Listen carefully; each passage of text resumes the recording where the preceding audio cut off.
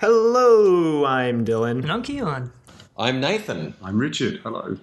And this is Trust Your Doctor, that podcast where the artist ages us 50 years, because this week we read, this week slash month, this time we read The English Way of Death, written by Gareth Roberts and published on the 21st of March, 1996. 2 days after I was born. And I just learned multiple months before I was born. That kind of talk makes no friends. Yes, we have returning to the show two members of Flight Through and Tidy. Although one of them is different from the previous crossover we did. We've turned Brendan into Richard. Yeah. Right, Brendan regenerated into Richard. No. I was here firstly. I'm more Paddy Trout in the era to Brendan's. He is actually Davison, isn't he? Yeah, no. Davison. Yeah.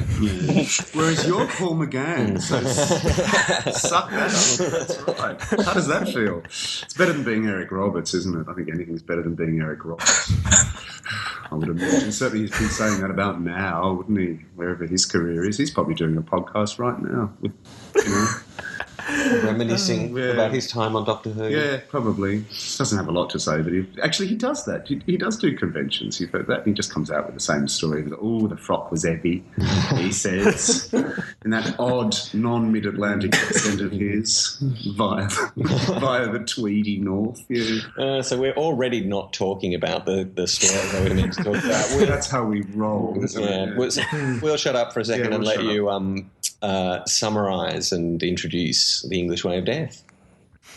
Okay, well, I guess we'll start by explaining our intro, where the artist aged us 50 years. Yeah, we have we have a used copy of the book. It's one of the first print edition. Well, it's not first edition, but it's one of the first. It has the original cover, and Lala Ward looks about 60 on the cover, even though she's like 30 on the show, I guess, but looks 14. Yeah. But she looks, I don't know, in her 40s on the cover. I'd use. I don't know. Have you two seen the soft pedal on that one? That's right. That's right. Worse slowly on that one. Worse things than being in your 40s. I got the Kindle edition. Because I don't think I ever bought it originally. I have a first edition which has gone walkies, which has probably gone down to South Pier and discovered. And I started reading this back in the day in '96, and there was a lot of excitement, not just because of your birth, but because McGann, it looked as if the show was coming back. And we really had. In those days, 6 years wait was a lifetime. We really did feel that, it's this month. Surely it's this month we're getting another announcement. So fans were sitting on a Damoclesian precipice, if you like, a very pointy end for a long time. The magazine was pumping away, Doctor Who Monthly was pumping away, or magazine as it was then called, with rumours. There was news stories almost every month. There's a book that came out after this called The Nth Doctor by Jean-Marc Lofficier and one of the other boys, which if you can track it down is terrific because it just tells you so much that was going on. It actually was more frenetic in that period, fandom and interest, than it had been during the initial run. We were very excited. So this book came out right at that peak. And just at that interesting point, just before Mr. Pertwee passed, I don't think he'd actually died when the book came out because he died later in 1996. Yeah. So we're not blaming you for that because you're only just born. Mm-hmm. But that kind of shook fandom up a little bit as well in the way that we saw the show. But at this point, we should add that there was a real sort of an anti-sentiment, if you like, towards the Pertwee era and a real love, rekindling a real Indian summer of love for the Williams era. That JNT had been seen as the saviour of the show when he came on board. And that lasted for quite a while, pretty much actually until Colin Baker's era when fandom was severely split. But you've probably heard about that too. But Williams was, copped it a lot for his bad, as seen in, less than fantastic visuals and production styles, but they had scripts and they had style and they had wit and they had some terrific first players, terrific first cast. And Gareth was at the forefront of letting us all know how fantastically good that was. So this is, I think, which book is it, Dylan Keogh, in the series of Gareth's books? Because it's not the only one he wrote about this era. No, yeah, I think it was the third and final one that he Third and wrote. final, because there's also The Romance of Crime and The Well-Mannered War. I think Romance of Crime was the first one. It was, because I got that firstly and then I got Well-Mannered War. So you're correct, this is the third. Yeah. I wish I'd done more. But there was a real love. Have you heard of a book, or you've heard of Paul Cornell, who wrote Human Nature? Mm-hmm. If you're watching the new show, that's the one that was up for the BAFTA, wasn't it? With Tennant anyway, yeah. Two-part. But that was based on one of his Virgin adventures. This was one of the Virgin missing adventures, of course. The Cornell was a huge fan of William's era as well, and there's a collection of fanzine articles in the book called License Denied. I'm not sure if it's online. It should be. And one of them is Why We Love the Nymon. That just talks about how terrific the Lalla and Tom and William's era Gareth is. Roberts Roberts actually wrote an essay there called Tom II. That's right. And it's also about how great this era is. So, Gareth, who will go on obviously to write a bunch of great episodes for the new series. Personal favourite, really. Yeah. All right, we're going to be quiet now. We're going to be quiet now and talk about the book. So, yeah, that's the history of the book from where we are. Yeah. Yeah, well, obviously for us, we kind of just picked it up. Yeah, we just kind of picked it up. I think, Nathan, you recommended it on Richard's recommendation when we were trying to put this together. So we really just picked it up because you guys said it was decent, and I think it was. And it's the era we're in right now on our show, so of course. But both Dylan and I, it was kind of funny. We both sort of read Romana in this as Mary Tam because we hadn't seen Lalla Ward at all, except as in her role as Astra. That's interesting. Well, I mean, this was, for me, for both of us, I think this was the first time we've actually seen Lalla Ward's Romana since both of us watched Destiny of the Daleks after having finished the book. Right. So I mean, there wasn't much for us to go on anyway when coming up with this character in our head. But I mean, I know Lalla Ward remarked at some point that the first few of her serials were sort of written for Mary Tam, or that's how she felt at least. Yeah, she recorded them out of order. So Destiny, which you've seen, is what, the third one? Yes. And later on there's a story which we are supposed to be uploading a Flight Through Entirety episode about now, called The Creature from the Pit, which is her first story, and she's playing it a lot like Mary Tam as well, and she's sort of given a Mary Tam style sort of dress. But what you saw in Destiny is her sort of final performance, I think. I don't want you to spoil your upcoming episode of Destiny, but what do you think of Lalla? I think we briefly mentioned this before we even got on the call with you guys that, well, I know Keon specifically wishes we had Mary Tam back. Yeah, I wish she could have stuck around somehow. But I think we both agreed that it's a bit too early for us to state which version of Romana we like better. Yeah. I mean, we did the same thing when Tom came on. We spent the first week saying, hey, this is kind of just a Pertwee serial with Tom instead of... Oh, really? Yeah, Robot. Robot. It's interesting. We found it immediate. Tom was a total blast. Because I saw him first time round. I was only little. I was about 7 or 8. And it was really impressive. Tom was a force of nature after Pertwee. But that like Robot one really, because it's got the Brigadier and Bessie and all of that sort of thing. Sure, but it's got Tom, and he's just alchemic. He completely ruins the mix for them. They're all standing around suddenly wheezing and groaning and having and exactly like a distending TARDIS noise, and you can see the moths flying out of the Brigadier's wig, and they're all just looking at each other thinking, we might as well go home. I'm feeling a bit tired. But when you see Lalla, I think you'll be... I did not like her in Armageddon Factor. I thought she seemed very flat. You know, she was as thin as the set walls. But soon that soon all changes, and that's actually not fair because she's playing a part. You know, she was quite well known in England for playing Gemma Jones's daughter in a show which in those days was, you know, I guess a budget version of Downton Abbey, about a cook who went to London and started. It's based on a true story, and started a very prestigious hotel and restaurant. And Lala was her illegitimate daughter. So Lala also being Sarah Ward, the daughter of the Viscount of Bangor, isn't it? She's actually the Honourable Sarah Ward. She's a proper toff. Her older sister has the title, but so she's just an honourable, not a lady. But we would never say that. She's terrific fun. Nathan's met her. No, I haven't. Didn't she do the dinner thing? Anyway, some of our friends took her out to dinner when she came out here. I wasn't here, but she's really good fun and super clever. And in fact, Tom and Lala are really just playing themselves, as you'll start to see. You get a very strong like Tom and Mary. Yeah, you get, including the tiffs, and you get a really strong sense of that in this book. I found that her voice and Tom's voice were very true. Tom is blustering away, being, you know, his doctory Tom, but Lala is, that's Lala. Yeah. So, what's the book about? Zombies and rotting vegetables. That's the one. It's about smelling vegetables. Yeah. Because if you've ever had an odor of rotting vegetables. Yeah.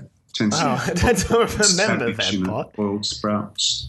Have you heard? What is the plot, Nathan? How would you describe it? If you? I'm gonna make the boys do it. I've resolved to let the boys do it. Yeah. Oh, okay. Well, I'll just preface this by probably the unpopular opinion. I thought the plot itself was just, I don't know, too straightforward for me. I mean, I liked it. I liked the characters more than the plot itself, which is okay. The plot was really only ever there as a reason for Lala to put on a new outfit, wasn't it? But that's very much, you know, the era as well, and very much the antecedents of this book. This book might as well have been written in the 30s, except for the sciencey stuff, because the plotting is a 30s era E.F. Benson kind of story. Yeah, it's Mapp and Lucia. Lucia, Noel Coward's favourite comic writer. Have you read any of these or seen them on PBS? They did a TV series back in the 80s with Geraldine McEwen, Prunella Scales, who was Basil Fawlty's wife in Fawlty Towers, and Nigel Hawthorne. Yeah, there's a name I recognised. Yeah, Nigel Hawthorne, who was, of course, Humphrey Appleby in Yes Minister and Yes Prime Minister, and I know that's been big in the States on PBS as well. And it's really just about the machinations of upper middle class. It's manners and mores. It's that very English post Jane Austen style of well-mannered bitchiness, and it's funny. It is funny, but it's kind of gets a bit annoying after a while for us here and now. But a lot of people love it because it's kind of like a girly P.G. Wodehouse, and that's probably the best way I could sum up Gareth Roberts. Yeah, I could agree with that. I mean, I haven't read any of the Wodehouse novels, but I recognize the name. And you'd love him. He's really yeah. It's perfect prose-style writing structure. You've got people like Christopher Hitchens, you know, the big political guy and essayist who sadly passed now. He calls Wodehouse one of his favourite writers. People like Orwell loved Wodehouse for his structure and his phrasing. Stephen Fry's a huge fan. Did you know Frank Sinatra liked P.G. Wodehouse? I find that incredibly difficult to believe. Seriously. Sinatra also loved Noel Coward and went along to Noel, because this Noel Coward style features in this book, so we can mention that, because it's about style and phrasing and structure. And I think that's what this story is about as well. If you like if you admire a well-tailored jacket, you'll like this book. I do. I mean, I agree with Keon. Yeah, the plot was a bit thin in some places. It's in most places. Sorry, it is so thin, isn't it? But I guess that's the point, is that it just gives more room for the people to dart about and do amusing things. Yeah, I think I would have to agree as well. It's really linear, and I was actually a little bit surprised that there wasn't more to it. I mean, there's a lot of. I mean, beyond the fact that it's there is a lot of fun moments between, I think, the Doctor and K9 and Romana, which I think sort of makes up for the thin plot. Well, one of my favorite parts of the book was the fact that K9 was in the spotlight for so much of it. It's nice. For so much of it. And because in the show he's not. I mean, sometimes they just write him out completely. Like, we just watched Destiny of the Daleks. He had laryngitis. Yeah. Whereas this one he gets to be Linda Blair. Yeah, that's right. He had glowing green eyes and stuff. Do you know who we meet? Not at all. You heard of a film called The Exorcist? Yes. Yeah, but I haven't watched it. Okay, she's the antagonist in that, Reagan, who gets taken over by the devil and spits green pea soup around the set. It's a phenomenal film of the 70s. I don't know if you... In fact, yes, read this book and watch The Exorcist straight after and you'll get a lovely tone. It's all about you. Don't do it. So what happens in this? What is? How would you describe this if you hadn't come to it before? I mean, it's zombies is done by Doctor Who, right? I mean, I think the interesting thing about Doctor Who is whenever they have to tackle a well-known monster, like, I don't know, vampires or zombies, it's never actually vampires or zombies. Vampires. Reboot. It's never actually vampires or zombies. It's always an alien, or it's an alien creature. It's an alien pretending to be the Kaliak. an alien pretending to be something else. It's never actually zombies or actually vampires. Well, it's alien zombies here. So. But it's scientifically explained as zombies. Wasn't a lot of zombie films in the 70s. That's more of a recent thing. But again, you're right, because Doctor Who will find itself falling into whatever story type it likes. It's like the mummies end up being robots, And in this case, it falls into 30s English light comedy, seaside. Yeah, with killer zombies. With killer zombies, yeah. In fact, really, Doctor Who was doing this long before, what would you call the post-steampunk horror, boys? What's the term for that you guys use? Like Pride and Prejudice and zombies is the one I'm thinking of, which is now being made into a film. But this is a real genre now, whereas Doctor Who's been doing this for years. Yeah. Come on, Keon. You're the English major, Keon. I don't know.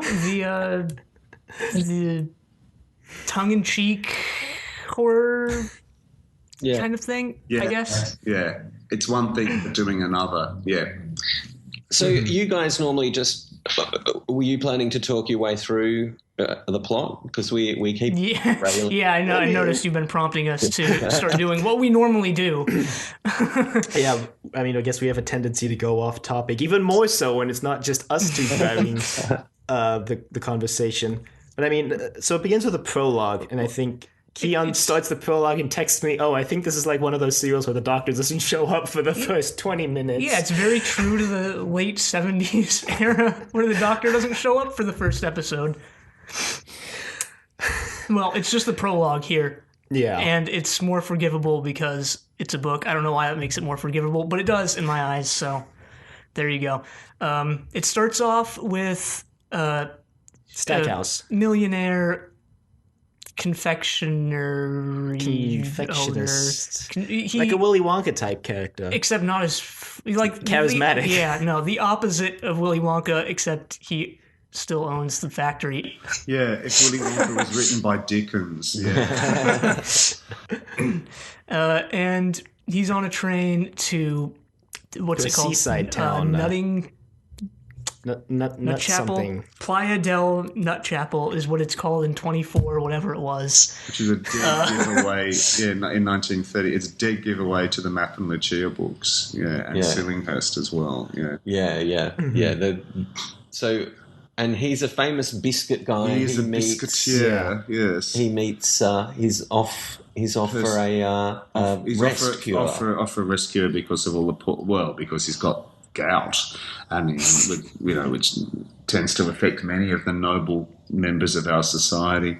I think biscuits are probably bishops. Port wine and unprotected sexual assignations tends to produce it in those days. So yeah, and he meets Percy closed on the train, who I was thinking was played by Peter Davison the whole way through. It wasn't just the clothes. I was picturing him as a Peter Davison of his age now, but foppish.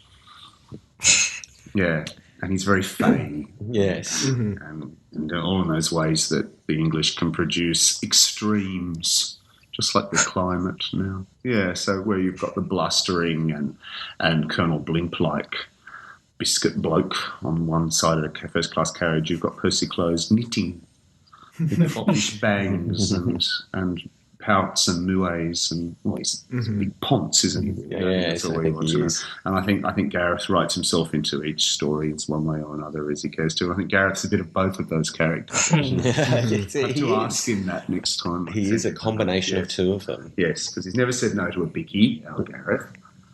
No, nor have we. Right. So they're on this train, and Stackhouse thinks Percy's a little bit shady, and decides to follow him when they get off the train. Follow him down to the beach. It's a couple days later, actually, for some reason. Right? Yeah, he like runs into them again. He sees Close. No, Close follows him. I'm starting to forget.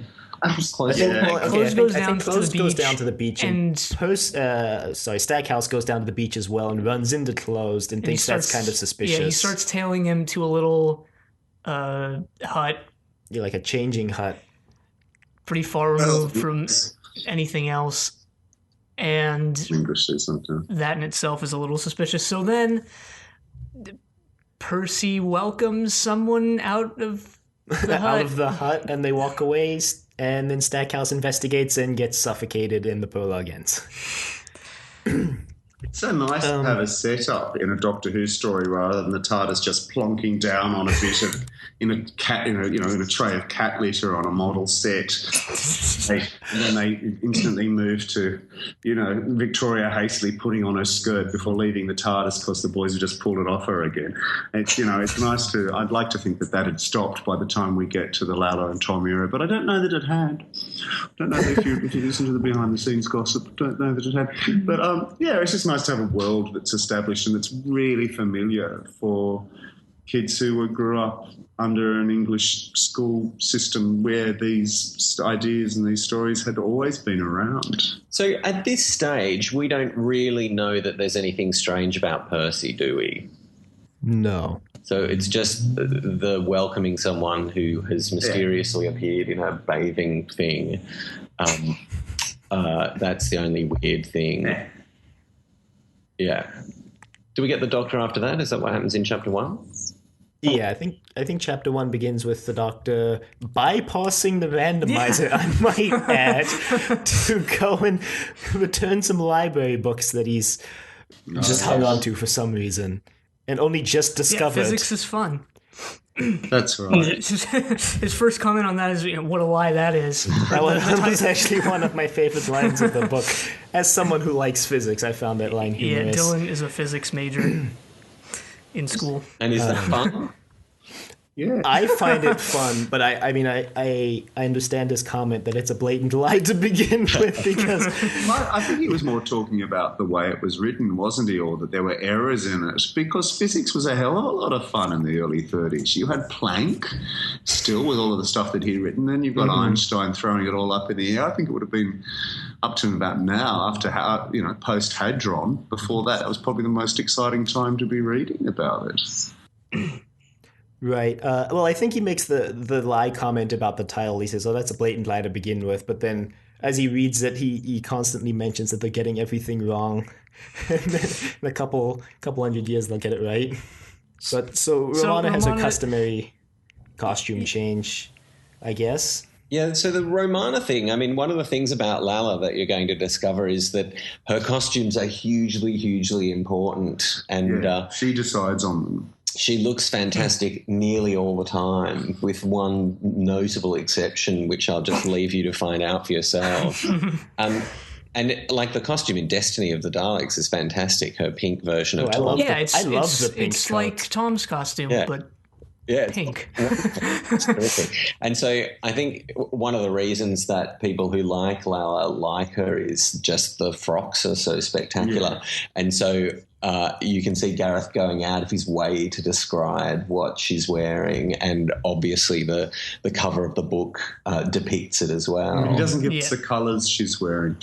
Well, we've got the cover to look at. Yeah, but only in the original edition. It's not on the Kindle edition. It's just a picture of Tom. Right. So I always pictured it as, just because we do this kind of thing, I always pictured the vest to be black and white and the jacket to be red or green and the pants opposite. So I thought it was a red and green outfit with a black and white vest, but you didn't see that, did you? No. So I can't remember what the image on the cover says, but anyway, there's some terrific moments. There are some great guest casts. I don't know. Do you want to talk about the plot? I'll let you keep going anyway, because you're doing well. You put more detail into it than we ever bothered. So the TARDIS detects what's it called? Time distortion. Yeah, I think it's time distortion, time leakage, something along those pollution. lines. Can you have time leakage? You can in Doctor Who. Time to do anything in Doctor Who. So Romana wants to go investigate, and the Doctor doesn't. He just wants to Androids of Tara. Yeah. I got a big Androids of Tara vibe from that. I expected the Doctor to go fishing. And it seems like that what he really wants to do is just go and have tea somewhere lovely, doesn't he? Enormous scones. Yeah. I'm with him on that. I was reading this book. I went and made a huge batch of scones, and they were really good too, just so I could sit there with him and do the same thing. I've got to say, I really liked it. Yeah. Got a bit fatter reading this book, yeah. So Romana goes off, I guess, with K9? She goes with K9? No, they leave K9 behind because the Doctor thinks he's just blabbering on about the time pollution. Right. So he leaves K9 in the TARDIS, but the Doctor goes back to fetch K9 later, and K9 decides of his own accord to go fetch the Doctor because he's decided at this point that the Doctor is not going to be able to contain the time pollution on his own. In fact, I think the Doctor is so keen to leave K9 behind that he actually leaves the whistle. He doesn't even take the whistle. Yeah, and regrets it. Yeah. No, K9 is, as usual, right. If the Doctor and K9 disagree about something, K9 will be right. But, I mean, the reason he goes to go hunt down K9 is because he witnesses a kidnapping in the tea place. Right, of the most unimportant character in the entire book. The plot device named, God, what was it now? Porteous, yep. The walking plot device. The leading seismologist. Yeah. Who's developed a device that he keeps under his hat, literally. Isn't it terrific? Instead of Heath Robinson way, but he's David Graham from City of Death. And spoilers. Oh, yeah, that's true. And there's always a boffin who generally comes to no good. Right. We won't spoil that. All the more to look forward to.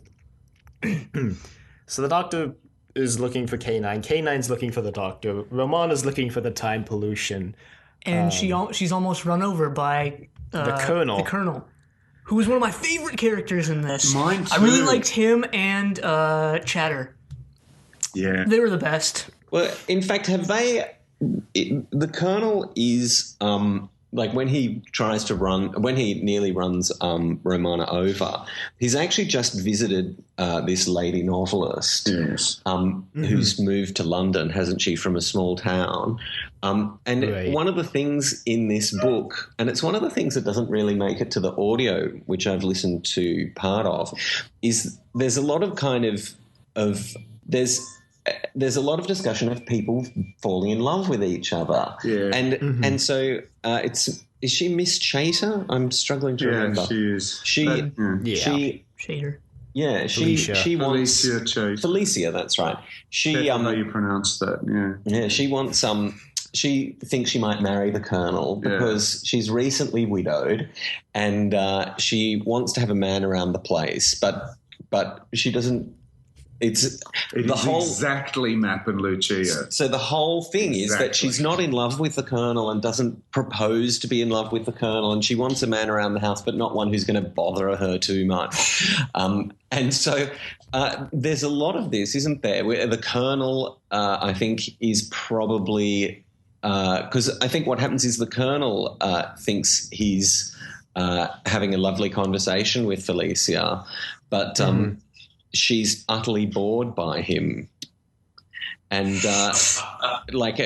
he's talking about India and she's zoning out and whenever she mentions her novels, he zones out. Like they seem to be, like the worst possible married couple ever. But the moment he tries to run over Romana, at first he thinks it's a young man. Yes. But then he's immediately in love with her. Yes. Well, that's not unknown in the British Army either, is it? The thinking the man was a nice little throwback to the Doctor says to Romana when she shows up in those clothes, like, oh, you're dressed in man's clothing, right? And Romana's like, oh yeah, I don't care though. And Percy also kind of he says, you're not dressed appropriately for the era, you should be more careful and everything. And I guess now is a good time to mention that I actually didn't realize that Percy and his little entourage were supposed to be from the future of Earth. I thought they were aliens. Me too. I actually thought. Oh, really? Did you really? Yeah. I picked up they were futurists straight off, but I'm not quite sure why. It's maybe because they fitted so well, because they were so Anglophilic. I just assumed, it's not to say it's like Galaxy Quest, isn't it? It could just as easily be Elephant Squid that really, really like Agatha Christie PBS movies. So, who's to say not? No, I saw them as future Anglophiles, but I think it's mentioned. But it's as you say, it's kind of immaterial. I do like that Percy is really outraged at Tom and at the Doctor and Romana's. In fact, you can say Tom Lalla, Dr. Romana. It's the same thing in this era. They're the same people. But and how anachronistic the clothing is. But Percy is dressed entirely in the Uranian manner. And don't forget, Wilde had only, died 30 years ago. He has painted nails. It's cited in one of the, line in the book. Now, he's actually causing more attention or gaining more attention than Tom and Lalla. But it was, there have always been ways to mark yourself out in culture, and I think that's something that Gareth is supremacist on the individual and the Baudelairean, flaneur and just be yourself and be very proud of all your idiosyncrasies. And the odder you are, the more fun you're going to be. So at least to yourself, and don't worry about anybody else. And I really like Gareth for that. And there's a lot of young fans, most Doctor Who fans fit into that in some way or another. I don't think you're a Doctor Who fan if you're a norm, are you? She's almost a norm. She could pass for a norm, they said of Sarah Jane, but she couldn't really. Could she? It's the same. I don't think you hang around with the Doctor and be normal. And none of them are. And I want you to, honestly, after this, you've got to go away and read, and it's only like $2 on Kindle or something. Read the first Map and Lucia book and see what you think. See if you find it funny or not. I think you will. If you liked this book, I think you will. All right, put it on the list. Because it's the same bloody story anyway. So it doesn't have zombies in it. So, although, yeah. Right. Well, so the Doctor and K9 are looking for the time pollution. Romana's found the time pollution and found out it's coming from Percy. And this is that's when Felicia falls in love with Percy, because he had his device that he uses to contact his friends from 2459 or wherever they're from. It's a bit rude, isn't it? Big rude thing that goes off. So it's going off continuously next door, isn't it? Felicia's just moved in and she thinks, oh my God, I've got a horrifically inconsiderate neighbour. With a really noisy dildo. Yeah, it's really good. Did I say that? She's about to tell him off. She looks out the window when he comes home. She's just about had it because it's been going on all day. And she sees him and immediately falls in love, apparently. And just... Apparently that's how that works in this novel. So he agrees to turn it off.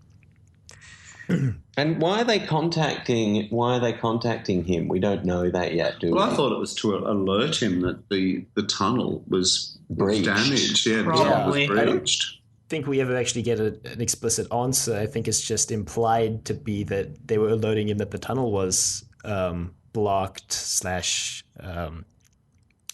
Yeah, so breaking we down. need to make it clear, I think, that Percy, who has a whole group of lovely friends who, get together and have lovely parties, and they're all from the future. They're all sort of refugees from a horrible future who just love 1930s England and desperately want to blend in. I mean, who and wouldn't? that they've travelled using a time corridor, which I don't think they created, did they? No, they didn't. They found they it didn't. there, which intimates that the whole other race has been there before them and used it. We don't find out who that was, do we? It's one of those plot points. It doesn't really matter. No. The Doctor Who this era, things just left lying about. Mm-hmm. Again, I it's think this is when from Zodal attacks the Doctor for the first time of many.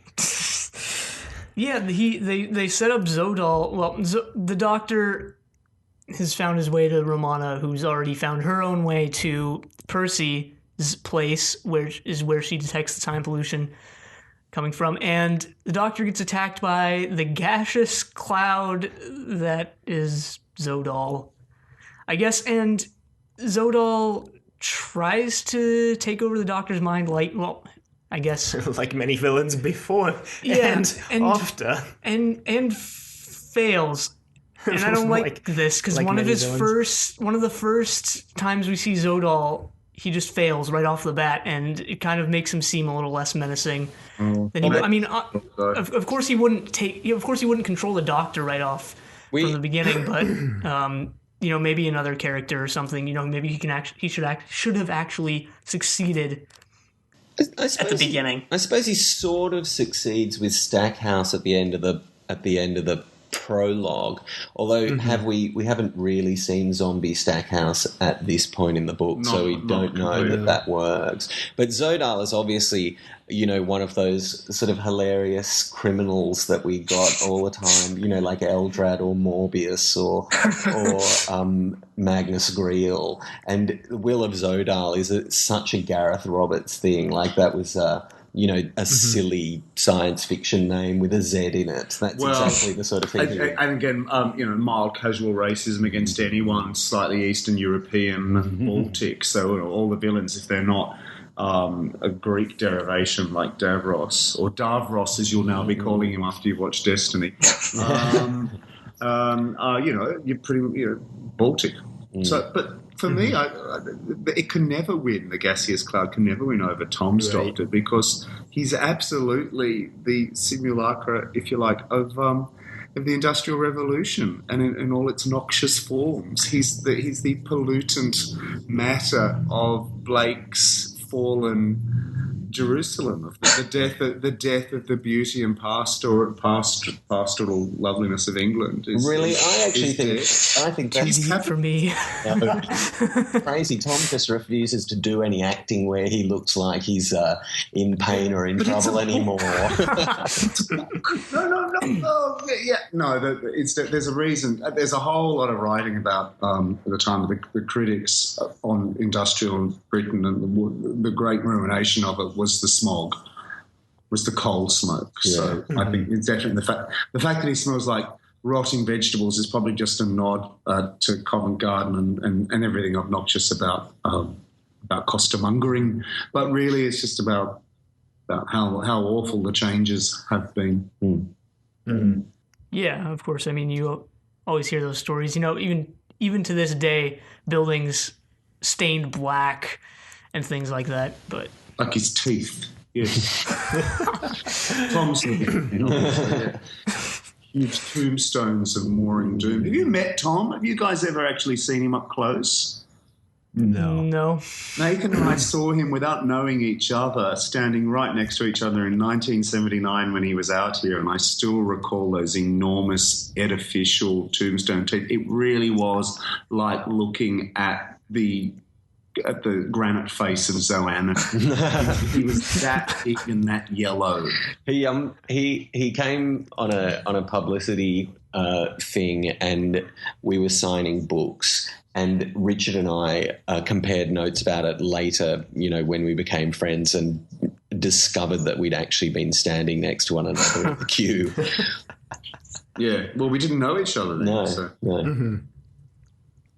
Fun So there you go. You're 1 degree of separation away from Tom. Yeah. I'm sure you two have similar stories of near misses through fandom.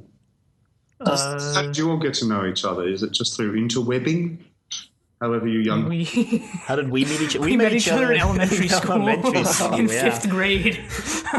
And did you both sit there with your Terrence Dick Target novels and look at each other and go, oh, yes? No, I think that we sat there with our state reports and turned them in and got varying degrees of good or bad grades.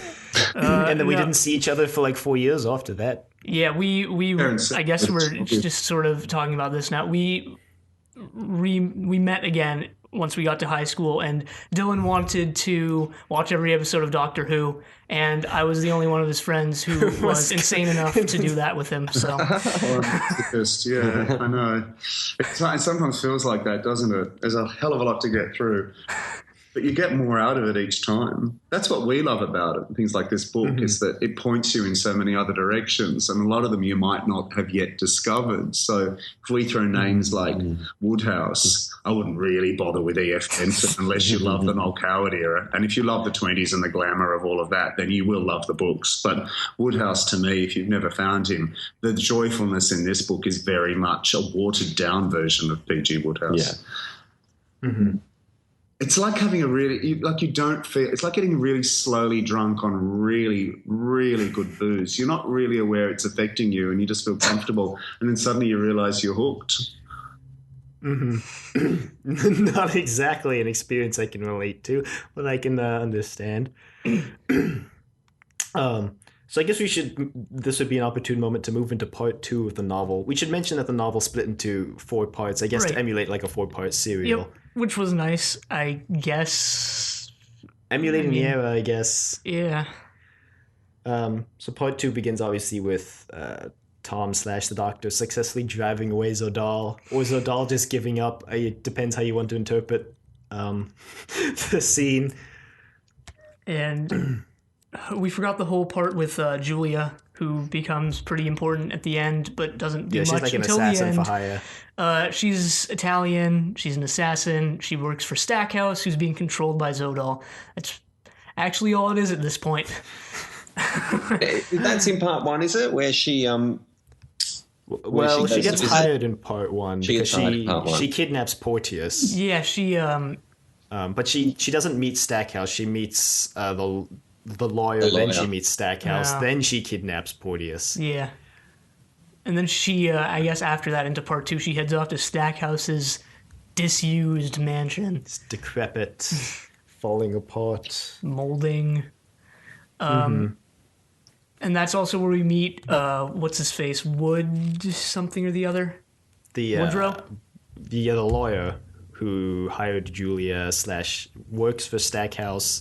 Yeah, so Stackhouse has fired everybody who works for him except for Orlick, who's his butler, and he's hired Woodrow as his lawyer, who has hired Julia as their assassin. So they have this little, I guess, A-team of villains going.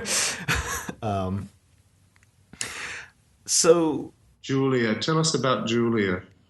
I think she's fabulous. She's a great character. So how would you describe her? Keep on groaning. I liked Julia. I thought she was interesting. Her redemption at the end felt a bit forced. Spoilers, I suppose. Her sacrifice that would have been way more impactful had it been one of the characters I actually cared about, like Felicia or the Colonel. But no, I just felt she wasn't fleshed out enough. She didn't really get her time in the sun until the end, when all of a sudden she decides to be the hero that they needed but didn't deserve and kill herself. I wouldn't have wanted Felicia or the Colonel or Percy to die, though. They're too fun. Well, I sort of take that back. I couldn't have seen the Colonel or Felicia in her position. But Percy, I totally could have, especially with his cowardice at the end and how he tried to redeem himself. He had to have a redemption, but it's only a half one, isn't it, really? Yeah. No, that's exactly right. He hasn't really properly learned anything. But at least we get to see Stackhouse through Julia's eyes, and the description of both Stackhouse and Orlick is pretty gross, really, isn't it? Like, it's certainly something that you would never, ever have seen on TV. Like, I think, by dividing the novel into 4 parts, and you know about K9 this season, don't you? I know he's not John Leeson. Yeah, it's not John Leeson. And so the K9 that's depicted here is like the K9 in season 17.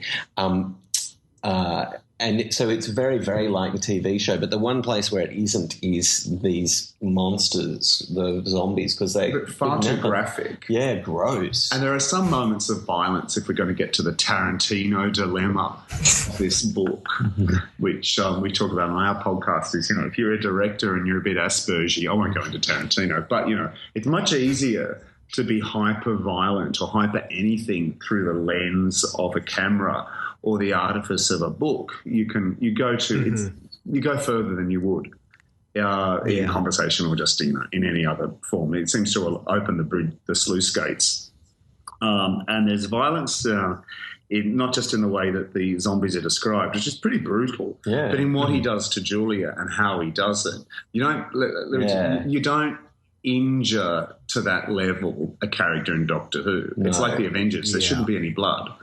So you don't... No, like there's a sort of maiming thing. I mean, we're getting ahead of ourselves. We are. It gets very Blake Seven, which even that never did. No, the character of Julia is splendid. She's Mrs. Danvers from Hitchcock's Rebecca, the 1940 movie with Dame Judith Anderson. So she's really... I'm sure there are characters in the Muppets. She's the housekeeper in that Thunderbirds episode, Attack of the Alligators. She's every wicked, slightly foreign, black-haired, sharp, chisel-cheeked, devastatingly beautiful, dark-souled, so therefore European woman with murderous intent. Turns out she's a highborn Sicilian assassiness. Assassinatrix. That's a pretty good word. Yeah. So she fits in perfectly. There's a great cavalcade of characters in this. Mm-hmm. Yeah, like we said, the characters are some of the most enjoyable bits of this book. The interplay between the characters like Julia and Percy and Felicia, etc., so on and so forth. I think we're at the bit where... is this the part where Romana goes to go look for the time code? Well, first, okay, so the Doctor builds his customary highly scientific device out of household items like spoons and forks. Time monster. You don't really see Tom Baker's Doctor doing that, do you? No, but Gareth is a massive fan of that time flow analog from the Time Monster. And in one of his... who wouldn't? With the forks. Such an interesting show. I actually really like it. Yeah, I love Time Monster too. I actually laughed all the way through. But I did. I think it's a really funny story. It's not really well appreciated for what it is. Yeah, I think I may have used the word tiresome more than once to describe it. But, I wouldn't put those words into your mouth personally. Yeah, but he does actually have Matt Smith's Doctor make something very similar in one of his episodes. So I think that's why Tom makes that thing there, because just Gareth really loves that stupid time flow analog. It's a hallmark of Tennant, isn't it, of course? So. Like devices that go ping and stuff. Yeah, the timey-wimey stuff. Yeah. It goes ding when there's stuff. Yes, that's it. So Romana takes K9 to go hunt down the time corridor. Right, they sort of have this little strategy meeting, I guess, as to what they're going to do next, and it ends up that Romana, K9, and they meet the Colonel on the way. He offers them a ride to the time corridor to go see what's up with it, and Percy sort of feigns being on their side while meanwhile he's contacting his friends, letting them know that there are people trying to shut down the time corridor. Yeah. He also gives them the wrong directions to the time corridor, by the way. Yeah, but that's right. not revealed till later. Yeah. To slow them down. Erroneously, yes. He's a little so-and-so, isn't he? Right little type. I have no love for Percy, I have to say, in this. I find him quite irritating, even though many of my friends would accord with exactly the same opinion. No, I didn't particularly enjoy Percy either. I loved his character. Well, he was an enjoyable character, but it's not like I would have liked him as a person. Yeah. There's a difference between not a well-written. It's not like this is a great work of literature, but there's a difference between an interestingly written character and someone you would like to sock or something like that. I actually think he's fun because he enjoys things.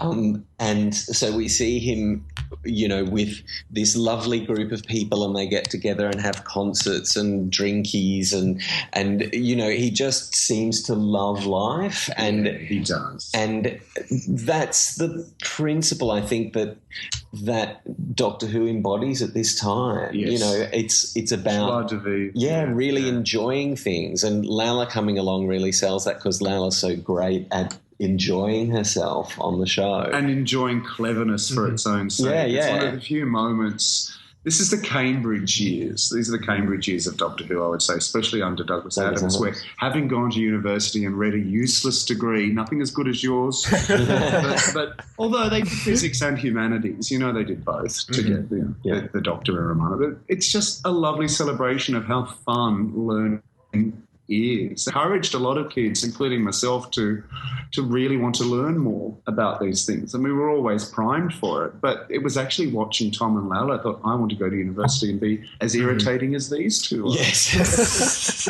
I mean, the thing is that villains in this period are stupid because they want boring things like taking over the world. That's it. When actually just having fun is available to them as an option, and they should really consider that. And so that's why, why the villains are so awful in this period, is that they're always boring, unimaginative people who can't see that it would just be, that fun is fun. It's fun to have fun, Richard. It really is. I'm going through my fun books right now. It is. Lots of fun. Yeah, it is. And Nathan's exactly got it right. That's what Gareth talks about in his essays on this, and Cornell and all the others, that it's a celebration of the triumph of the individual over the dullness of conformity and structure and having to get a job and go to work. And they don't have a lot, do they? But they've got enough to live. I mean, you never see them spending a great deal of money. They don't go to Maxim's, do they? They go to dodgy cafes if they ever do get to Paris. They catch trains rather than hiring private jets. Mm-hmm. It's as anti-1980s as you can get this era of Doctor Who. Well, I mean, speaking of having fun, the Doctor spends basically the entire second part of the book just playing bridge with Felicia and Percy. While Roman and K9 are busy being shot at by Orlick and then almost getting suffocated by the green gas when they finally make it to the time corridor. The most important thing that happens to the Doctor in that moment is that Percy and Felicia seem not to be caring about his dealing in his game of bridge.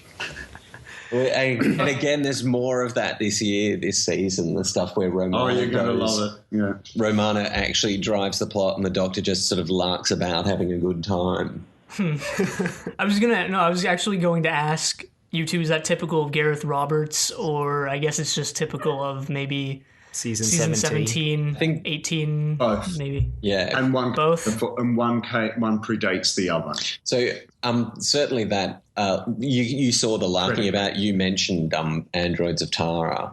So you can sort of see it happening there where Romana goes off. And Romana does a much better job of segment finding, I think we said on our podcast. She actually always makes a much more effective Doctor than the Doctor when she's onto a job. Yeah. And so I think Gareth is just reflecting that. But she doesn't in this book. You've noticed that. Yeah, she actually does a terrible job.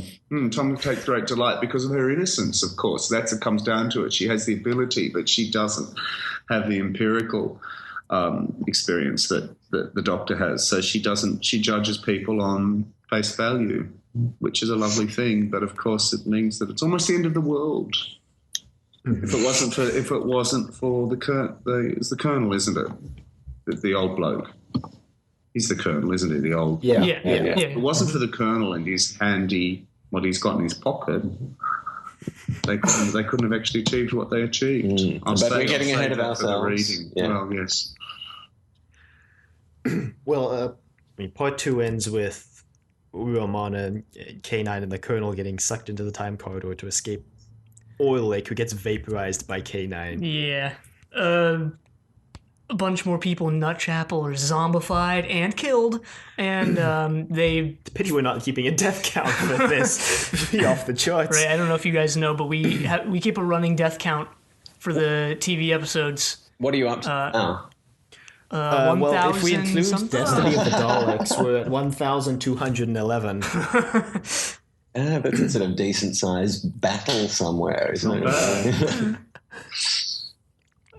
So they fall into the time corridor. Well, they're basically pushed into the time corridor, even though they're probably going to die, according to K9. And that's the cliffhanger, isn't it? Yeah. End of part 2.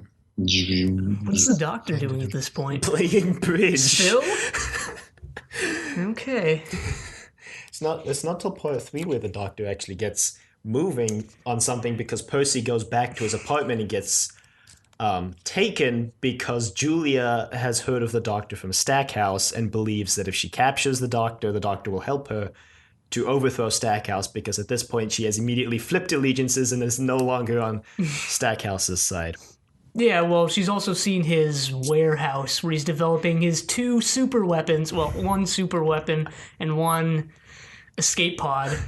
And she's seen all his zombified workers, his slaves, and isn't on board with that. Meanwhile, Porteous is completely on board with programming a weapon that will destroy the world. Yeah, he's a bit crazy. It's always the physicists that really lead us into... Dylan?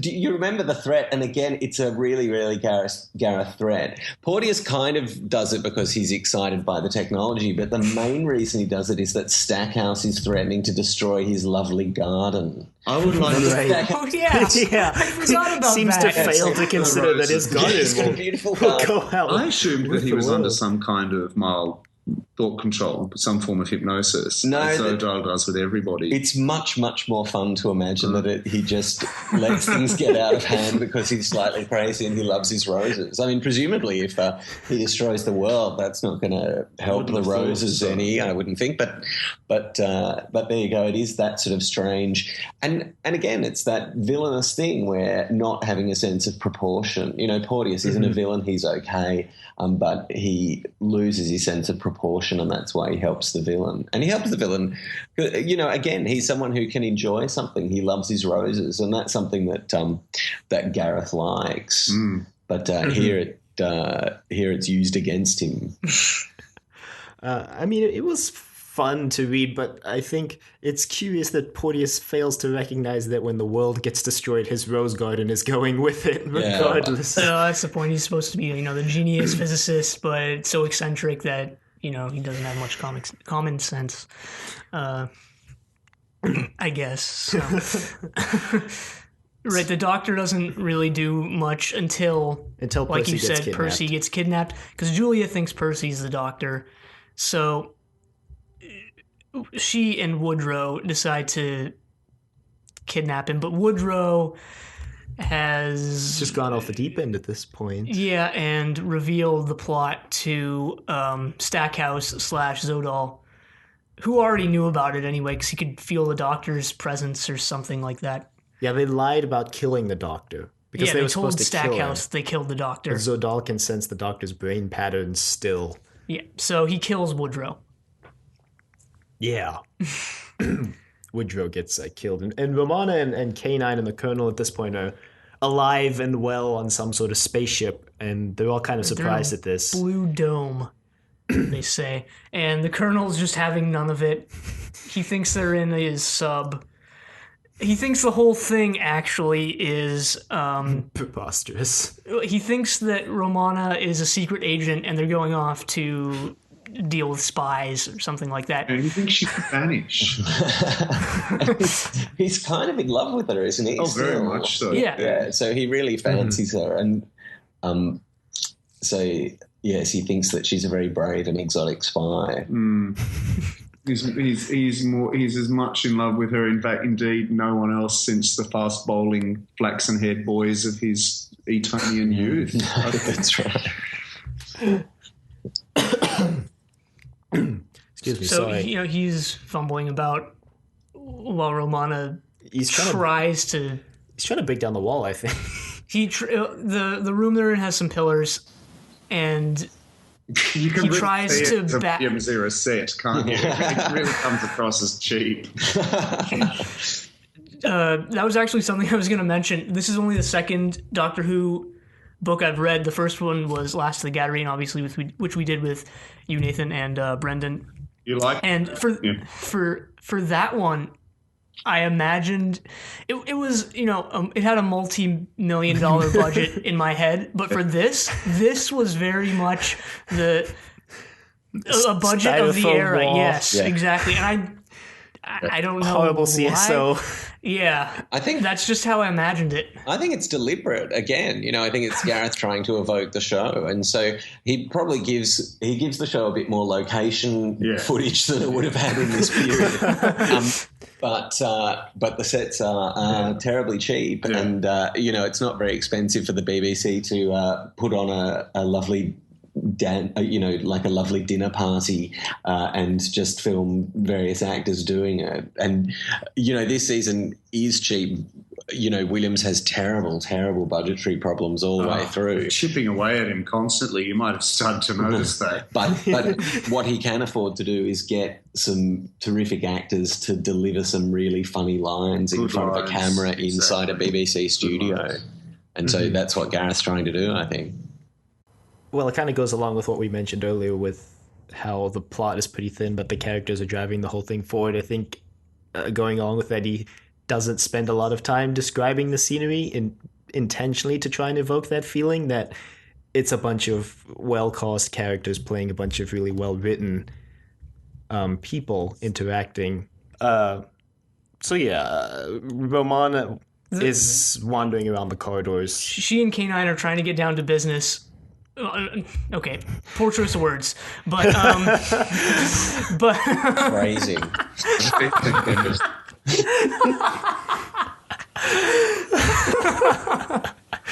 okay. The Colonel decides to use one of the pillars as a battering ram, but he moves it and it opens a door, and they go into a yellow room where there's a bunch of machinery strewn about everywhere. Mm-hmm. And the Colonel kind of finds this vial of Zodal gas that's tempting him to open it. We didn't mention the ginger beer thing. Oh, that's Colonel actually important. buys Romana Didn't we? Yeah. a bottle of ginger ale or something. I don't know. They called it ginger ale and ginger beer, which are two different things, but Not really. really, they're not. Well, I mean, in the UK, one's clear, one's cloudy, but not really.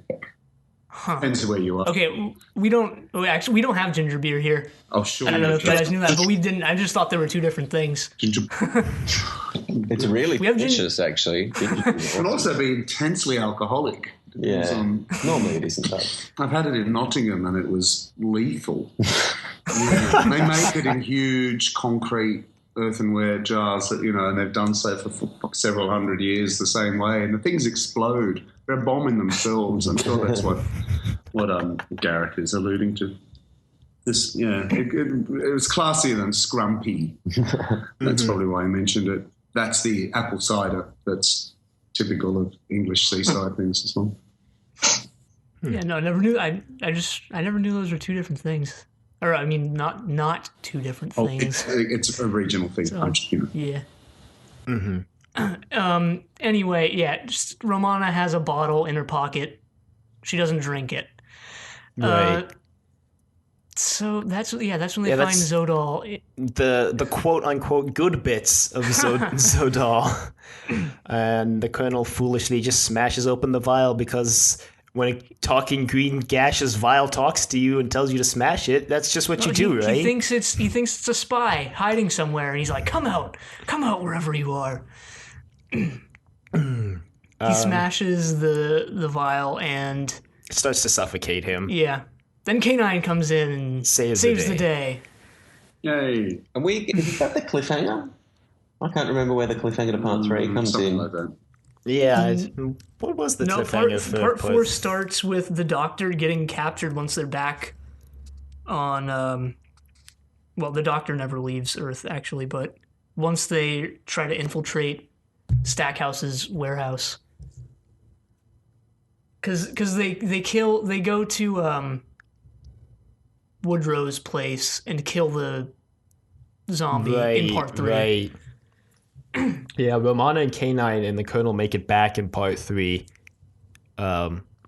The part of Zodal that they find on the ship explains that. Well, actually, they explain his whole backstory here. Maybe sort of one of the Anthony Reid trademark info dumps. Yeah, well, Zodal is from Phrixus, the planet Phrixus, and he's, I guess, a brilliant scientist who... What did he even do that was shady? I completely forgot now, actually. He was doing but he was doing experiments on his own people, I guess, and they didn't like that, so they banished him in a little ship or something, and it got stuck in a time corridor, and he was like, oh no, now I'll have to live out the rest of my days in this time corridor. But he's practically immortal, so that kind of sucks. And he just a bit. He found the portal opening onto Earth and used that as his chance to escape, and I don't know, he decided to control humans and build his weapon that would allow him to destroy the entire planet, killing everyone, and allow him to reconstitute his physical form. Yeah. Because to travel through the corridor, he had to gasify himself. Right. And there's that thing where he's jettisoned all of his good bits. So, as it were, and it's explicitly mentioned that it's his sense of humor is one of the things that, in order to become a villain, he's had to leave his sense of humor behind in order to travel to Earth as a gas. And again, that's a whiffy gas. That's a whiffy gas. So that's definitely Gareth Roberts. Yeah. And so, so is it part? So Romana reasons with him or something like that.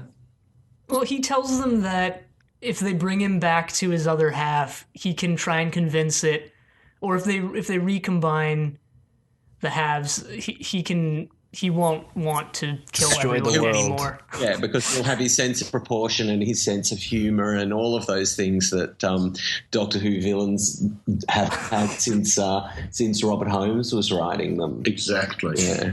So he requests to be transported in the bottle that Romana has. I don't know if it's so much requests as Romana says, we're transporting you in this bottle because we don't want you in K9 anymore. Right, yeah, he actually wants to stay in K9 because he has access to all of K9's databanks. I love the idea of K9's green eyes too when he's possessed. I think that would look so great. And achievable. Yes, they could have just about afforded that, I think.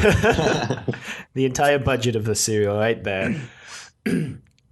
But they've given Zodal the equation of Rassilon because they needed to escape the time corridor or something like that. The name drop of Rassilon. Rassilon gets one of everything, doesn't he? He's got a rod, he's got a sash, he's got an equation, and he's been around a long time. I'm looking forward to the Zimmer frame and commode of Rassilon and what powers both of those objects contain. That's right, the nursing home of Rassilon.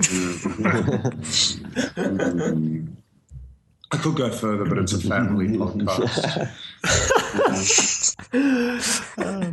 So they escape back. They actually one part that I thought was pretty interesting, kind of creepy actually. They find Zodal's former physical body. It's like all dried out. Well, it's a skeleton, I guess, and it's all. Well, actually, no, it wasn't a skeleton. It was preserved. Yeah, because of the atmosphere in the ship or something, but it was like a humanoid wolf. I thought that was pretty interesting. didn't really go anywhere with it, but I guess they didn't really have to. It's a startling image, though, and it is repeated sometimes in the show, but not very often. So that lycanthropic thing of the long jaw and they do use the wolf face, don't they, through the history of the show? I can think of a couple, but again, it's one of those things where Gareth does deviate from what would have been done on the TV show. So you would never have had all these corpse rotting zombies with things and bits falling off them. They have a bit of grey makeup and maybe a bit of green eye stuff, but otherwise they just look like English people who haven't had a bath. That's right. English people, really. Right. So I think, how do they get back? well, they use the equation of Rassilon, fiddle with some controls. K9 does something smart, and they jump through the door, and they show up on the beach. That's it. And now the weather is going haywire. Right, because they've activated the machine, I think. Right, the machine, I don't know if they actually told us this before, but now we for sure find out the machine, well, it was causing the earthquakes before, but now it's also messing with the weather, and it's hailing. Oh, I think that's just a normal day at the sea. Yeah. I was going to mention at the beginning, Percy, they mention how it's been hot recently. It's also due to the effects of the machine. At the beginning, Percy mentions he's in, suitable summer attire, a scarf and a sweater, which here, that's dead of winter attire. We're the same, I think. We've got a fairly similar climate here in Sydney, although it's summer at the moment and it's really brutally, horrifically horrible. 26 degrees. That's... Gareth was very prescient, though, because, with the highs and lows and of climate change. Yeah. Actually, although maybe Britain's always been subject to it. From what I've heard, hailing would just be regular for England. I've heard it rains there a lot. I've actually been to England. In the middle of summer. I went humid as hell when it was snow. raining. It was the first time I'd ever seen snow, and it was Beautiful. Getting a ferry from Harwich to the Hook of Holland, and everyone was huddled inside this horrible kind of little ferry terminal, but my friend and I were outside throwing snowballs at each other. It was such fun. I'd just never seen it before. There you are. You were doing exactly what... Having fun. This novel had shown. Just like Tom. That's all right. Were you dressed as a man as well? I was wearing a pink version of Tom Baker's outfit. Not too far off then. Yeah. So the Doctor and some of Percy's friends are assaulting Stackhouse's warehouse. Harriet and what's his face show up. Would you say? And Percy and all of those people. Percy, No, there's a whole bunch of them, isn't there? Yes, and the other characters as well. Yes. And I think, again, they seem to be pretty good fighters and stuff. And I think it's terrific that instead of doing that, what they've chosen to do is just have lovely dinner parties. And that's exactly, when they have to fight in order to save the world, in order to save the time period that they love. But normally they choose not to do that. They choose just to get together in each other's houses for lovely evenings. What we didn't mention is that Harriet got in trouble from Percy for bringing a flying device. Flying box. She has a flying box. And Julia, which I think is lovely, I actually think this is really good. Julia, who will obviously, as we said before, she's going to sacrifice herself. But before she does, she gets to fly through the air all over London. And I think that's... Like Missy or Mary Poppins. Exactly. I think that's lovely. That Gareth gives her one last, just thrillingly lovely experience before that happens. Yeah, it is hailing. I hope she's not being pelted by it. She also uses it to escape. Yeah, she escapes from the zombie dude who tries to attack them. And she's like, bye, guys. She just nopes out of there. She's like, well, I guess it's all up to me. I'll just leave them to die, and I can just save the world by myself. Right, yeah. We didn't also mention that Romana learns that Zodal and his followers are weak to electricity, which Right. like comes into play for 1 second. I think it's because it disintegrates the body, and if there's no other body around for the gas to go to, the gas just dissipates. Yeah, they still had to use that giant explosion to kill all of them. But we'll get there. So the Doctor gets captured at the end of part 3. Yeah, that's how part 3 ends. They try and storm Stackhouse's warehouse for some reason. Why do they think that would work again? But I think the Doctor Such a good and question. the Doctor and Felicia go with Percy, and then Yeah, it's Romana, all- Colonel Harriet, and the other lady who I don't remember her name Not Harriet. come in as the backup. Yeah, the backup. And that's what the Colonel likes to think, at least. Yeah, into part 4, the Doctor, Percy, and Felicia have been thrown into the basement. I guess he described it The brig. as Yeah. he described it sort of as like a dungeon kind of thing. I'm like, why do they have one in a warehouse? But Well, it's an evil warehouse. You have to put your evil things somewhere, don't you? Otherwise, everyone will get at them. Yes. yeah, Percy's freaking out, and Felicia has come into her own. She writes. We mentioned she's a novelist, but she writes, I guess, sort of like a Sherlock Holmes type character. I forget his name, but She's a lightweight Agatha Christie, isn't she? Yeah, he's like what's his face? But that's straight out of Hercule Poirot. But that's straight out of Map and Lucia as well. The sort of lady novelist character. Yeah. You'll see. Once you read it, you'll go, "Oh, oh, Gareth." It's literally the same. Yeah. so she's sort of getting on Percy's case about he's Revealed that he's a fan of her writing. yeah, and also revealed that not revealed. He's a bit 'cause- hopeless. Yeah, well, we already knew that, so. But they find Porteous, whose usefulness has also run out. He's been thrown into the cell as well, and the Doctor snaps him out of his trance slash. I don't know what you would call it.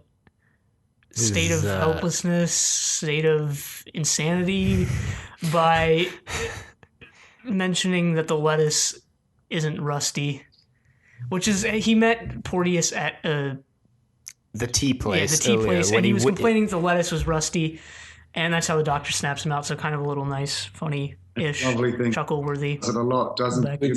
That's not how you make fruitcake. Yeah, that's exactly what I was thinking from Image of the Fender, waking up Mrs. Tyler by proposing a preposterous fruitcake recipe. Very Tom. So they're all pretty mad at Porteous for building this programming the machine doomsday to weapon. destroy the world. Yeah. And Romana and Co have shown up to try and break the Doctor and his Co out, and the Doctor and Co have their own plan because they've found out that Zodal wants the Doctor's brain to power his escape pod thing, but the Doctor's revealed that his brain is far too complex for Zodal to use because he's not human. Yeah, He's I a don't Time know. Lord. Was that a bluff or was maybe I don't know. Yeah, I think it's just a plot point in order to ensure that Julia is the one that, so that so the Doctor's not under threat and Julia is. Exactly. Well, they break out of the cell by using Porteous's seismograph, Which is on his head. and that's what he keeps under his hat. He's under his hat. And I guess the Colonel and Co actually did a good job of thinning the ranks. I mean, Yeah. well, they have the weapons from the future, so there you go. He got a bit of an advantage. At this point, we've had that gruesome description of what happens to Julia via Stackhouse. What, that he plugs in the cords Yeah, to, that he her, chops, to her brain that he or something basically like that? lobotomizes her, and then plugs in Well, his. she doesn't become a vegetable. She's like barely conscious, I guess. Yeah. conscious enough to shoot herself in the head, at least. But that's really, really horrific and much darker than the show would ever go. Yeah. Yeah. Mm-hmm.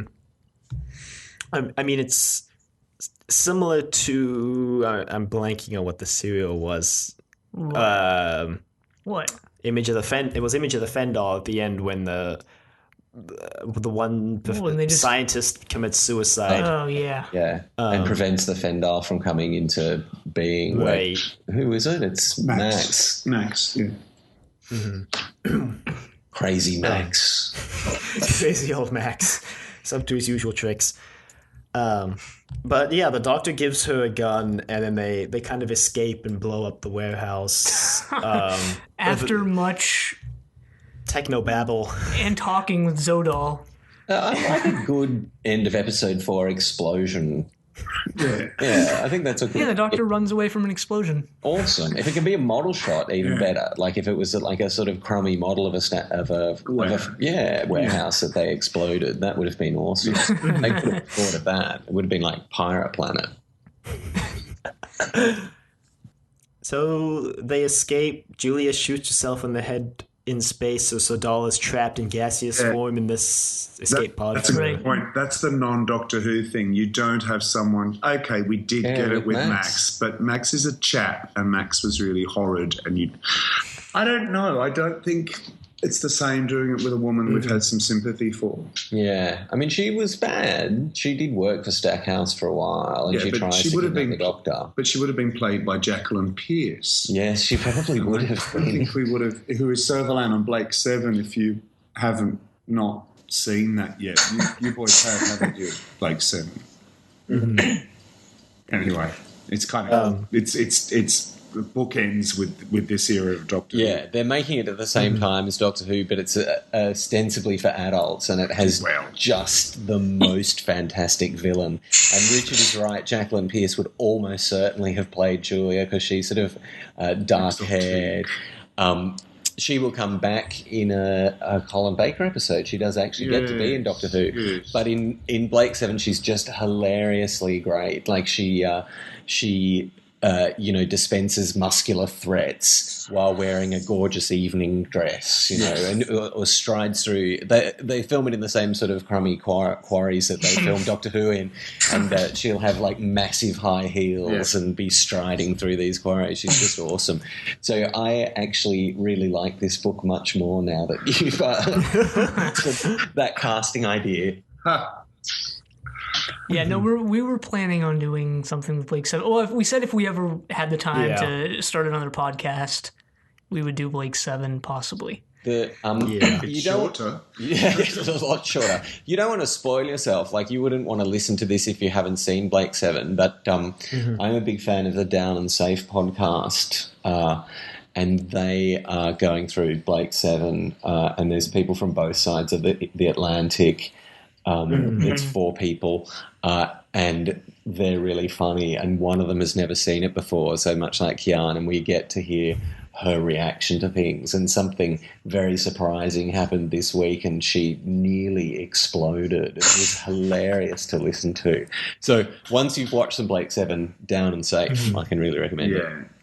Okay. Thank you for the recommendation. And then the novel cleanly wraps itself up by just everybody talks for a bit. They go to a party. They play some bridge. The next day. Yeah, and then having learned really nothing. Yeah. All the right people have paired off with each other, which I think, that's really important, because so much of it, just bizarrely in a story that's about zombies wanting to blow up the world, so much of it is about, Percy and Felicia getting together and who people might be in love with. Yeah. And I quite like the idea that Harriet. Oh, yes. Sorry. Yeah. I just think all of that stuff is terrifically fun and not something that Doctor Who does very much, is it? Not very well. I guess Merak and Astra were in love. But Romana and the Doctor seemed to think that was very strange, didn't they? That's right, people do that. I'd kind of quite forgotten. Well, I haven't seen the reboot yet, of course, but based on things that I know and things Dylan's mentioned, I don't know.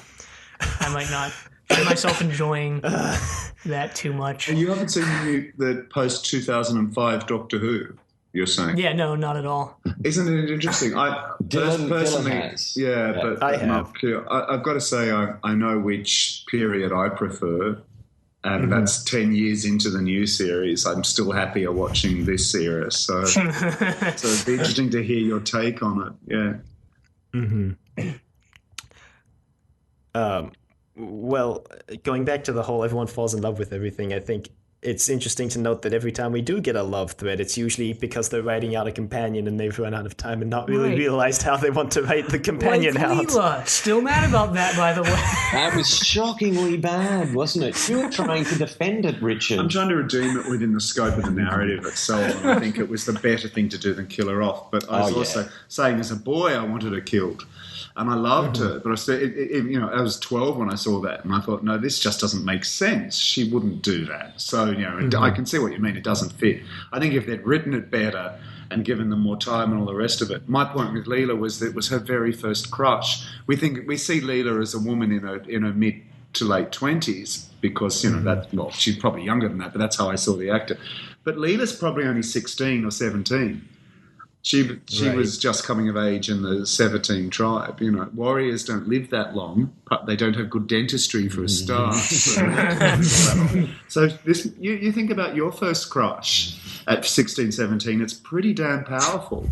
And Tom was certainly no mentor. He was certainly no Henry Higgins to be able to tell her how to deal with emotions. So... And he was pretty horrible to her. And he was a vile Wellington boot of bastardry the entire year. He was, and especially with the Vardens, he completely ostracised her without any hint. He could have winked to the poor woman. It wouldn't have totally broken it. But no. I think she just used. I can't even remember the character's name. He's so ineffectual. Antoine. She just used him, and as soon as got out the woods, just said, you chucked, you dropped, mate. And she probably, I'd like to think that. Have you heard the Gallifrey audios? The Big Finish Gallifrey audios. I know they exist though. They get a bit dark. I don't know that I like what they do with the Leela character, but yeah, it's kind of too dark. But no, I just like to think she just went off and did her own thing. Or probably nicked a TARDIS just because no one's ever done that before. No. They're very well guarded, apparently. Yes, apparently, yes. Anyway.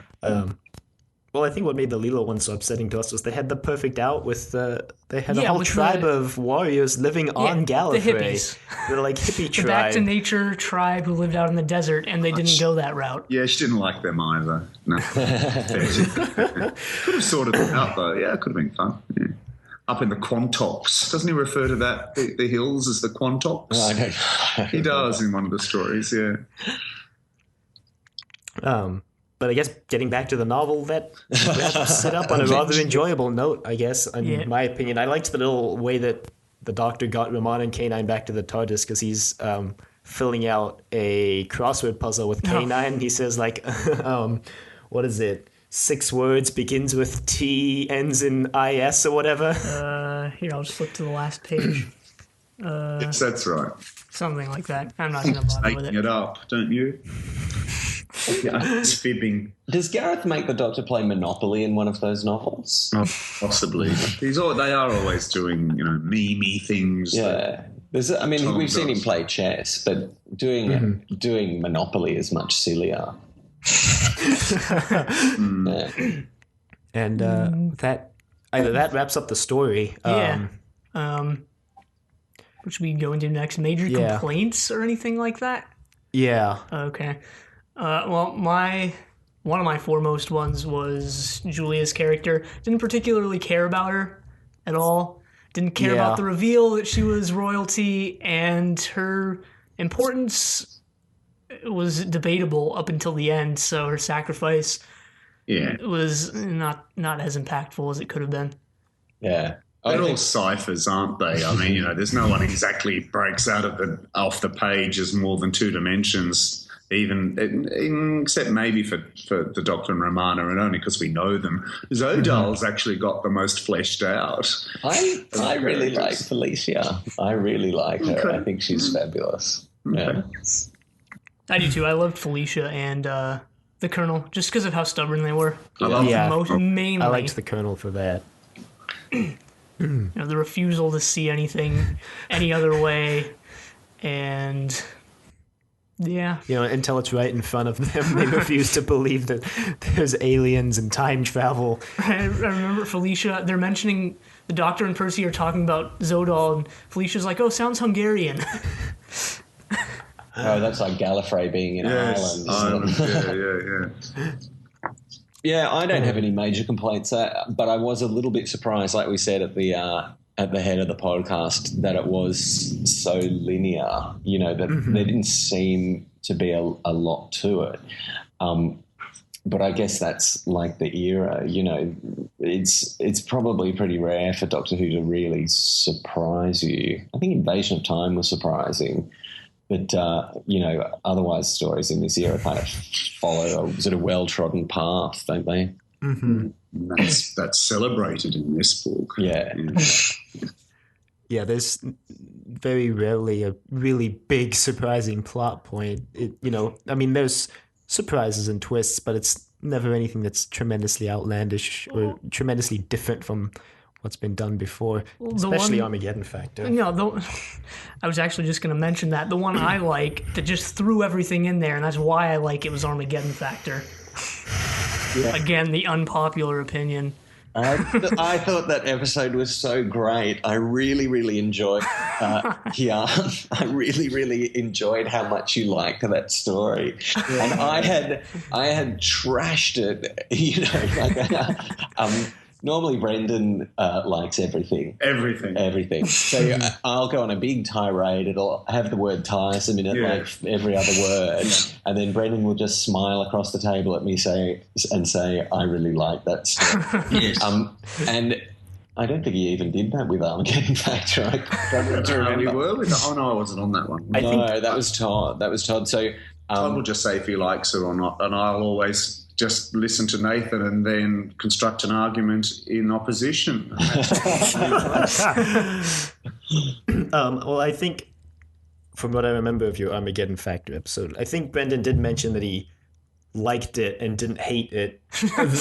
Like you and... Which way, he liked it or he didn't hate it? Those don't have to be mutually exclusive, right? I don't think he got as far as like. We have a big Bob Baker and Dave Martin problem in our podcast. They're terrible, and they just sort of get increasingly terrible. And Todd has that theory that even if they're writing 8 episodes this season, they only ever manage to write 2 good ones.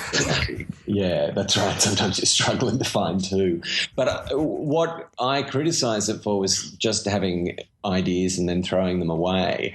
But I can see after listening to your last episode that in fact because there's always a new idea coming along, that keeps the sort of thing alive. It doesn't just get bogged down in that sort of stupid war between Atrios and Zeos because he's Drax, or suddenly we're shrinking and doing the Trojan horse, or suddenly, Astra's mind controlled, like something. I think they both had small children at the time, didn't they? Because distraction is the easiest part of valor, but it doesn't win a war. No. Yeah, but there is a new shiny thing along every 8 minutes or so, and that's really their strength, I think. Mm-hmm. I don't know what I was going to say. Just completely flew from my mind, so I don't remember what it was anymore. But I mean, other than major complaints, anything that really stood out as fantastic here? So, I mean, for me, I think it's probably all been said. You know what I mean? I think this is an era that Richard and I just love to death, and and Gareth Roberts really loves it, and he really knows how to celebrate it, and explicitly that idea that Zodal has had to jettison everything good about himself in order to have the megalomania to do this plan. That's just, the novel's theme. Yeah, wait until you see Earthshock. We should write a note. You should write a note to yourself about Earthshock because it addresses this issue in a much less fun and interesting way, but in a really, really super memorable way. So just note that down. And Dylan just wrote it down. Well, one of the things I really enjoyed about this book and what made me enjoy reading it was that I think Gareth Roberts totally nailed the Doctor and K9. I mean, I can't really speak to Romana so much because it was the first time seeing Lalla Ward's, however you want to pronounce it, portrayal of Romana. But I found it really easy to just kind of slip into reading the Doctor's lines in Tom's voice or K9's lines in absolutely. K9 especially. Mechanized robot voice. K9 changes a lot. Obviously, because John Leeson's not back, he does change a bit this year. And the guy who plays him this year, I could hear him say K9's lines. Just wait till you hear. Just wait till you hear next week. Actually, no spoilers. I'm not going to say anything more, but I'll be listening in to hear your reaction. I did notice in the book it did feel like K9 cracked a few more jokes than was normal or than we're used to.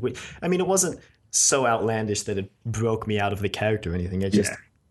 You can tell that he cracks a few more jokes than usual. Yeah, I liked that though because I was love fun. K9. No, K9's great. And sometimes doesn't get the time of day on the TV show, so here he was super prominent. Right. I actually love the idea that they're carrying him around in a dog basket. I just think that's hilarious. Like Paris Hilton's dog, in a lovely big handbag. Well, I mean, I guess if there's nothing else we want to say about what we liked, have you guys read any of the other Gareth Roberts? Yeah, I've read all Roberts of them. novels.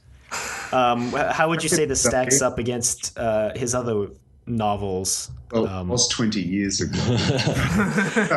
I know I'm asking a lot. No, I mean, reach deep in your memory. This is the better of them. But look, they're all fun. They all follow a pattern. I would just download the audio versions from Big Finish or buy those. They're not expensive on the download. We just, I just downloaded. Oh yeah, no, I downloaded that as well and listened to the first one. It is really good, and Tom is great in it. I don't think Lalla's quite got it because part of it is how young and fresh-faced she is, and she doesn't. Oh, do you mean the new Big Finish audios? Well, the Big Finish audios of the Roberts books. Yeah. They did all three of them as Big Finish audios, and they're well worth a listen. But like at this time, these were like missing adventures, and so the back would say this is between City of Death and something, somewhere in season 17. But there was a main range which sort of carried on from where the show had left off, called The New Adventures, and Gareth wrote a couple of those, and they tended to be really like grim and dark and science fiction-y and lots of guns and stuff, and I found myself really bored by them. But Gareth would come along and he would do something funny, and he would get the Doctor's companion addicted to like evil soda pop, and had ludicrous. Do you remember the Chelonians, the ludicrous turtles? Which someone was that one? The Turtles. That's Well Mannered War. No, but they're also in Well Mannered War. There was one called Zampa, and there was one called Tragedy Day. Oh, that's and right. Those stupid turtle monsters, they were called Chelonians, even get a name check in a Matt Smith episode. They get mentioned. Oh, God, they do too. So do Dravens. So we're all happy about that, aren't we? Yes. They had an entire story about an airlock. Oh, I'm sorry, that's me getting a professional podcasters would turn their messaging apps off before they started. Oh, well, it's probably too late now. Scrap everything. Re-record the whole thing. Let's start again. Take it from the top. So what? No, much like early Doctor Who, we don't do We don't do reshoots. We don't do retakes. We actually heard, we'd heard from actors, because it was really expensive to edit videotape. They wouldn't stop, and so that's why you've got all those Billy Fluffs in earlier things and things going slightly wrong, and prizing Chesterton off the fornicator. Yeah, well, that's it. He would say ridiculous things. I think he did deliberately too. But we spoke to actors in the 60s, and they would have to swear in order to get it a retake. And so if they were really desperate, if they thought something had gone really horribly wrong, they'd say a very rude word, and then they would be allowed to shoot it again. But only then. Only then. Yeah, you had to say something we're still not allowed to say on podcasts to get that to happen. Walker was very good at that, apparently. She was one of the first people to swear, you know that story, don't you, Nathan? To swear on Keys of Marinus to get a reshoot. Which is why you don't see her again in the show until 1998. Yeah. Oh, she's too old to do that again. Well, that's what you think. Yes. They were allowed to edit by 1988. Yeah. I mean, you should hear what we say. The cut ends up on the digital cutting room floor. Well, it's just me, really. No, I've had to cut some things out from our episodes. Mostly me. we let ourselves swear on Bondfinger because we can't really edit that, because it's us watching the movie live. And so we can't edit without getting out of sync, and so we're constantly saying inappropriate things, and we do put the explicit tag on that, because you can actually get in trouble from iTunes if you say naughty words but don't put the explicit tag in. Yeah. That's a little podcasting tip for audience. That's a We sometimes, when we have sort of stupid things, we do put them at the end. So it's always worth listening to past the credits.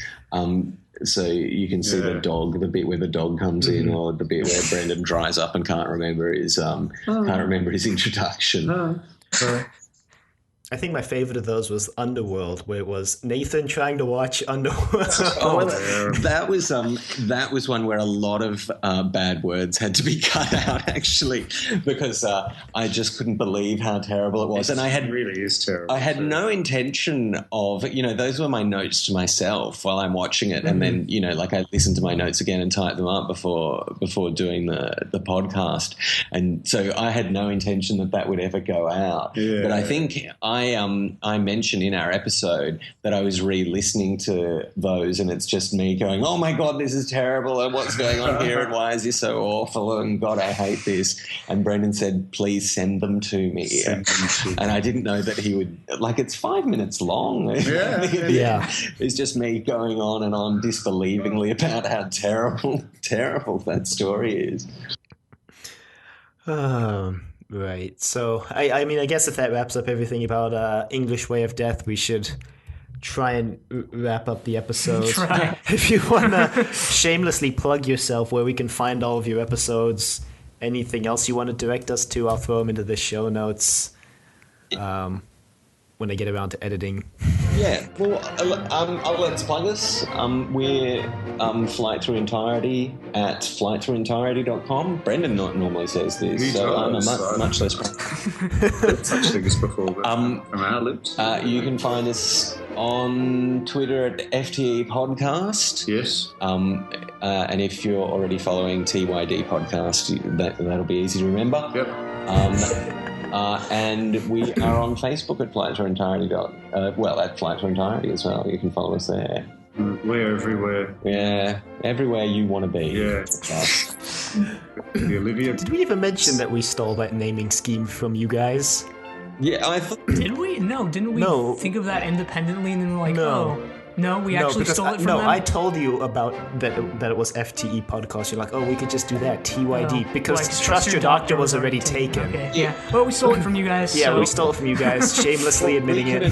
Flight Through Entirety is too long for a Twitter handle, so that's why we have podcast. Yeah. And we couldn't get Bondfinger. I managed to get bondfinger.com, which I was pretty proud of, because it sounds slightly rude without actually being rude.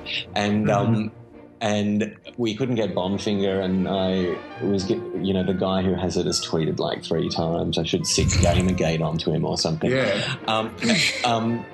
So we Bondfinger Cast. You can follow us there. And we have a new episode of Bondfinger up today. And I'm desperately hoping that, as I said, Brendan is currently editing. Yes, we're going to go over and molest him now, metaphorically. With feather dusters through the keyhole to do it. Get his skates on. So he'll be editing. That should go up this evening. What's today's one? Today is Creature from the Pit. Yeah. Creature from the Pit, which you guys haven't seen yet. I thought it was a good episode. Creature from the Pit. We are watching that for February 21st, so 2 weeks. Yeah, you're just a couple of weeks behind us, which is kind of fun. Yeah. I'm enjoying listening to your take on what we've just torn to pieces, usually. Well, for all the listeners, you can find us at the regular places. You can email us at thedoctor@decorativevegetable.com. Questions, comments, concerns, angry rants, love letters, suggestions for future crossovers. We're on iTunes at Trust Your Doctor. We're on YouTube at Trust Your Doctor. For some reason, I think that only exists just for us to have a backup, really. I never really thought about why we created that. And yeah, leave a rating if you like the show. Also check us on Facebook, Trust Your Doctor. Like us on Facebook. Also check us on Twitter at TYD Podcast. Follow us on Twitter.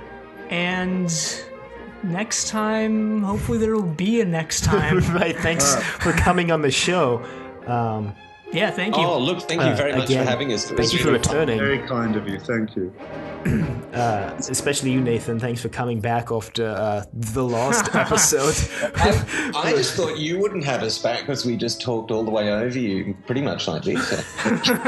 You did manage to get a word in edgewise a little bit more often this time, but it's well done. yeah, it's usually. Yeah, we had a little huddle before we started recording. No. So if people want to hear us talk, but we have other episodes. No, but definitely I think we'll try and get another one together at some point in the distant future. I think we'll keep doing these until the end of time. We've just got to space them out, though, so we don't time and overload. Space. No. So we don't overload everyone on crossover and awesomeness. Ourselves. Well, we'll put our heads together and think of something. I've already got a germ of an idea, actually, about. Okay. I'm interested. I'm definitely interested. Let me know. Okay. Maybe we can put something together with that. Right. But yeah. But so until then, the end. Bye.